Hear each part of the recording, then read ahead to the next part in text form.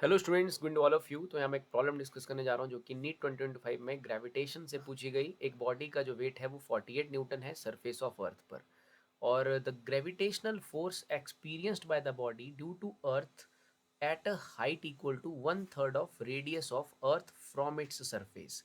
तो हमें बेसिकली एक ऐसी हाइट पर जो है वो फोर्स पूछा जा रहा है जिस हाइट की वैल्यू अर्थ के रेडियस का 1/3 है फ्रॉम द सरफेस ऑफ अर्थ के सरफेस से।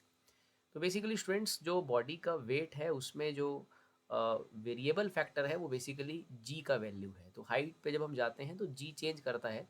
तो बेसिकली हमें यही पता करना है कि उस हाइट पे जी का क्या वैल्यू है, क्योंकि वही डिसाइड करेगा वेट की वैल्यू को, क्योंकि मास तो कांस्टेंट रहता है।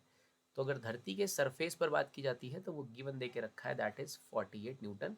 सो वी जस्ट फाइंड कि जी का वैल्यू कैसे वेरी करता है। तो हाइट के साथ जी का वैल्यू कुछ इस तरह से वेरी करता है, that is g r square upon r plus h का स्क्वायर। तो यहाँ पर हाइट हमें गिवन है, जिस हाइट की बात की जा रही है वो हाइट अर्थ के सरफेस से अर्थ के रेडियस के 1/3 के बराबर है। सो इट इज़ r/3। एच की वैल्यू जो क्वेश्चन में है वो है r/3, इसका स्क्वायर करेंगे तो ये आपके पास बनेगा जी आर स्क्वायर, और यहाँ एलसीएम आएगा देखिए 3।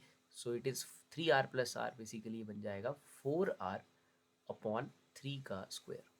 इसे थोड़ा सॉल्व करते हैं। So it is g r square upon 16r square, and 3 का स्क्वायर 9 ऊपर चला जाएगा, सो कट जाएगा।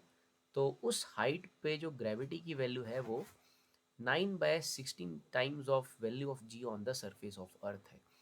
तो वहाँ पर हमने पहले ही बात की, जो वेट मैथड डालेगा वो जी डालेगा, ग्रेविटी का वैल्यू डालेगा।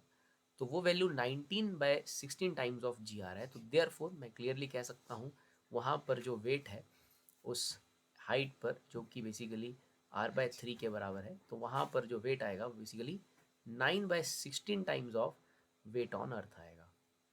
इसलिए बिकॉज वहाँ पर ग्रेविटी अर्थ के सरफेस पे जो ग्रेविटी है उसका 9/16 टाइम्स है। सो 16 3 ज़ा 48, सो 9 3 ज़ा 27 न्यूटन। तो वहाँ पर जो फोर्स या वी कैन से वेट जो होगा बॉडी का वो 27 न्यूटन होगा।